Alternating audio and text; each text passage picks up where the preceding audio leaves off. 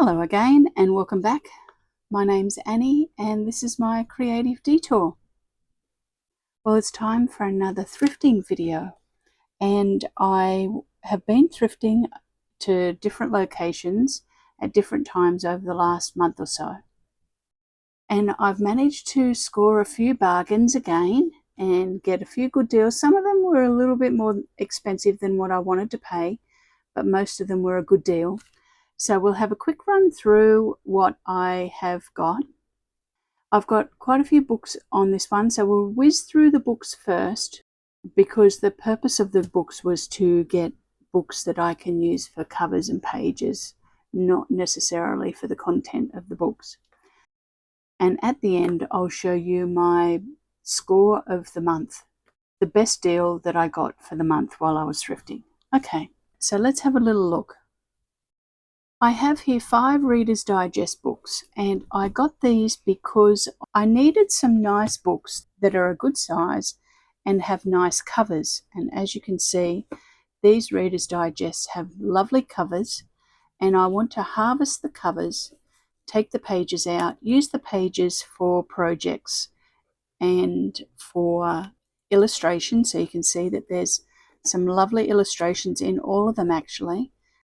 But mostly I got them for the covers so that I can turn them into journals of my own. So you can see that there's a few here that have a similar design on them. They're all different with the stories, so all the stories are different, but they do have some nice illustrations in them, and some of them have some treasure in them as well.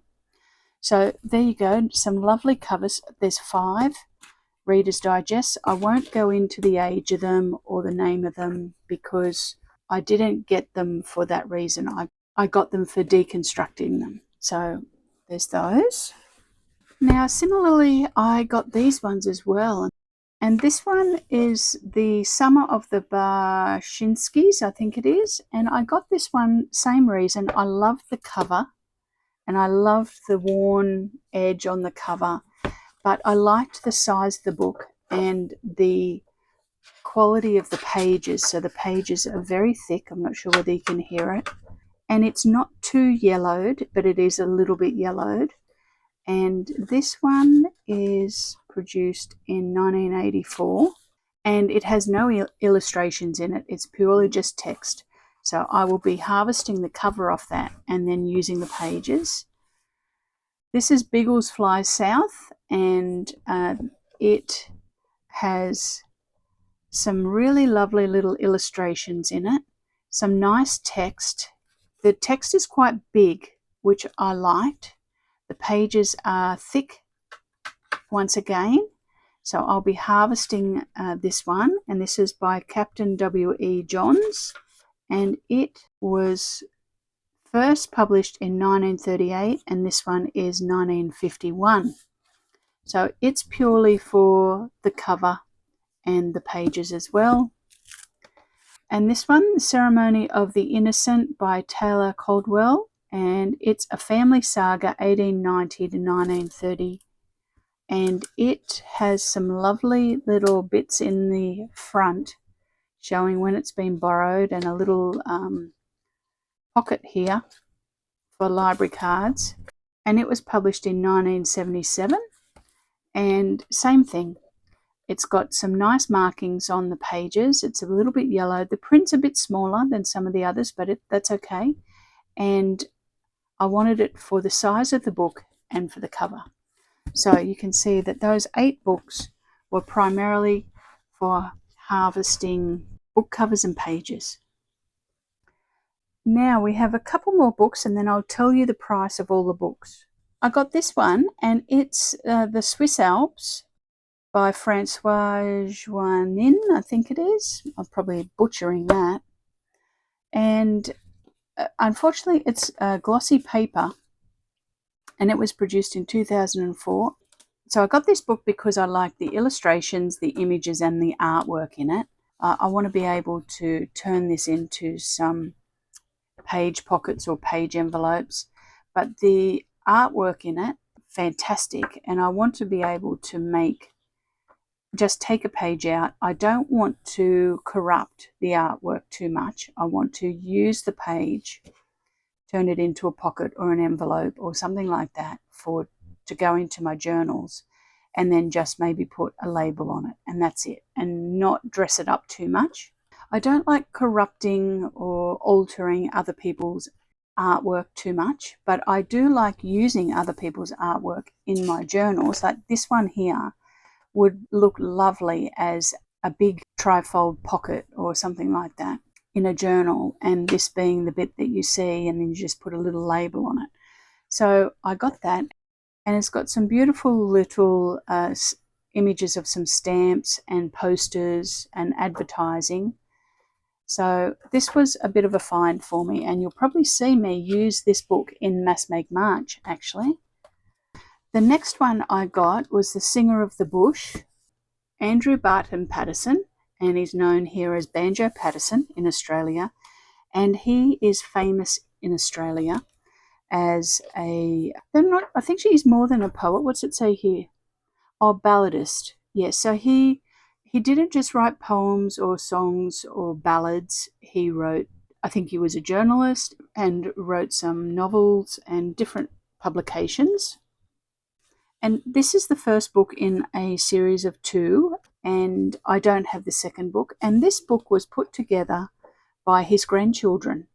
So it was collected and introduced by Rosamond Campbell and Philippa Harvey, and they're his grandchildren. And he is famous here in Australia. We did quite a lot of Banjo Patterson poetry and songs at school, and it's part of when you go through school here in Australian history, you learn about Banjo Patterson.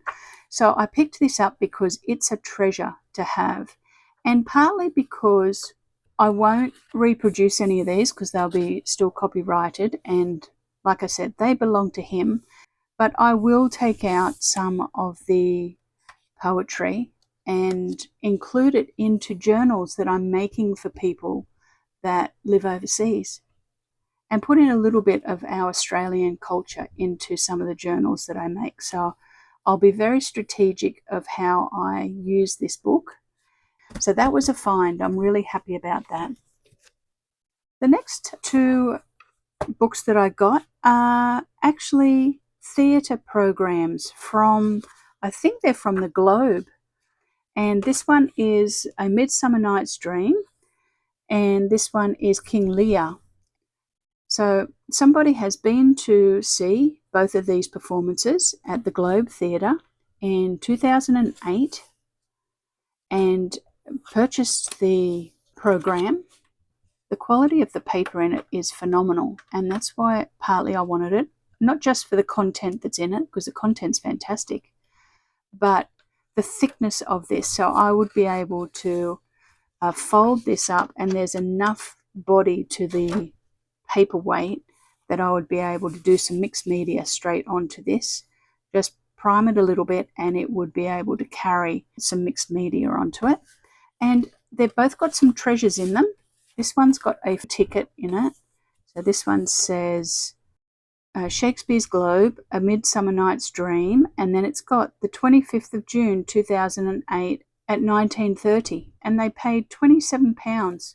But this bit here, it was Mr. W.M. Trevor, who lives in London, that went to see it. And I'm going to use these to make some things for my journals. And then there's 2 last books. I got this little one that says 21st Guest Book, so 21st birthday, and it's just a spiral bound little book, but it's got pages that are not being written on with names and addresses. And I got it because I will take this off the front and cover it, and I think I'm going to put some watercolor paper in it in between the lined paper and do some compositions in it. I'll be able to write what medium I used for the composition. So I think I'm going to adapt that. And then the last one that I got was this little recipe file, and you open up and it's got all of the categories for your recipes. miscellaneous, soup, salads, poultry, omelettes, meat, fish, desserts, cakes, pies, appetizers. And it's a little bit battered, but the image on the front is so retro, I just couldn't pass it by. And the concertina is in excellent condition. Now, you will have seen that all of these had $2 on every item. I think some of them had $4 on them. But this was at the RSPCA charity shop, and they have each book priced individually, but you can fill a shopping bag for $10. So I filled a shopping bag, as you can see. I got all of those Reader's Digests, and it cost me $10 for 15 books. So I did really well getting all of those books for $10. Okay, so that's all the books. Now I got a few other interesting things. I got this tin. It's a little bit rusty on the top, but I just loved it. I love the images on it, and I loved the aging on it. It was a little bit expensive, to be honest. It was $6, and this was from Lifeline, and Lifeline is a little bit overpriced, but it's a charity store, so I don't tend to barter. Some people barter with them, but if they're priced with a ticket, I don't tend to barter. If they're not priced, well then I think that, you're open to negotiation. And I got that just because I thought it might be handy to store some things in my craft room. So a nice little tin, albeit a bit rusty. I got a few doilies, and some of them are absolutely stunning. I got this one here. Most of the doilies were around 50 cents to $1. And I got two circle ones. This one is absolutely beautiful. Let me put it onto the table so that you can see it. This one I think has been handmade by somebody who loves doing lace work. It's in perfect condition. There's no staining on it. I don't actually think it's been used. And it's delicate. It's so delicate.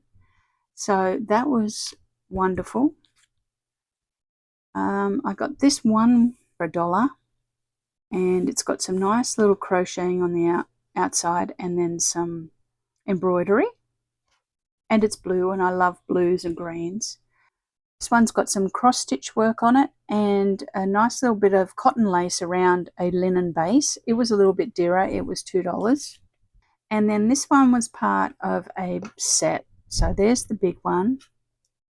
I've got to say the embroidery on this one is a little bit basic, but it is bright and colourful. And then it's got two matching smaller ones, but the smaller ones have not been used or laundered. They're in perfect new condition, and the bigger one has been used. So a few doilies for my stash. So this one here was $3.50. And I picked it up, and it was all a mess. There was two compartments here full of stuff, and then one down the end, and the rest were empty. And I picked it up, and I thought, I'm not sure that I want this. It was just a mess. And I picked it up, put it back down. But like I said, it was only $3.50. And then I picked it up again and thought, no, I'm going to open it up and have a decent look at it. And it's got some paper clips in it, but it's got some really interesting little paper clips in it. And then it's probably got about, I would say, 50 charms in it. And I thought, no, I'm going to get that because I sometimes mass make some things for a school teacher that gives gifts to their pupils at the end of the year. And I just thought, no, for $3.50, you can't buy, 10 charms here in Australia for $3.50. So I grabbed that, and they're not really my style, but they will possibly come in handy down the track. The find of the month, and it's not vintage, it's a practical thing. I got a Fiskars cutter, and it had blades with it that have not been used, and you can see the price on there. $4.50 for a Fisker's cutter. It was still in the packet. I've tried it, and the blade that's in it is fine, and the other blades haven't even been unpacked. So I think it's relatively new and hasn't been used very much. So that was definitely my find for the month. A Fisker's cutter for $4.50 Australian, which is like, I don't know, $3 American. And the last find that is an absolute score was this one. So this was the find of the month, but this was my favorite of the month. I found this at Lifeline. It was a little bit expensive. It was $8. And you can see that it's only just come in. So that's why I go at least once a month to some of my close by thrift stores, because they get new stuff in all the time. This came in this month to the store. So it's about musical instruments at the Victoria and Albert Museum in London. And then when you open it up, it's got a nice little book that's got the information about the different instruments that are in the museum, and a cue sheet, it's called, for the slides, and some information about playing the cassette. So it's got a cassette tape, and then it has 2 boxes of slides that have different instruments and statues on them. Now I'll try and get it to show, maybe on this one. There we go. And how many slides are there altogether? There's 53 slides. And they look like they've never been out of the box. They're in perfect condition. They've not yellowed. They're not scratched. Like I said, some have got instruments on and some have got statues on them of the composer or the player of the instrument. I was thrilled with that, and yes, like I said, it was a little bit more expensive than what I possibly wanted to pay at a charity shop. So there we go. There's my haul for the last month from the thrift stores around me. I think that I've had another great month, actually. I got a few treasures and a few staples to put into my stash. So I hope you really enjoyed that. If you're enjoying the thrift haul videos, leave a comment below and let me know. At the moment, I'm thinking that I'll possibly do one maybe once every month to 6 weeks. And I gather a bit together and then just do one. And if you'd like me to continue to do that, just let me know in the comments below that you enjoy them, because otherwise I'm doing them, and if people don't really want to watch them, well, then it's kind of pointless. But if you like seeing the treasures that I find out there in the suburbs here in Brisbane, yeah, let me know, because I find it interesting watching other people that get some bargains and what they can find, how old things are, and what price they're paying for them. So all right, thank you very much, like I said, for watching. Give me a thumbs up. That would be great if you enjoyed the video. I hope you all are having a great week and enjoying your crafting and also maybe your thrifting. So I will see you very soon with a project and hopefully using some of these. Bye for now.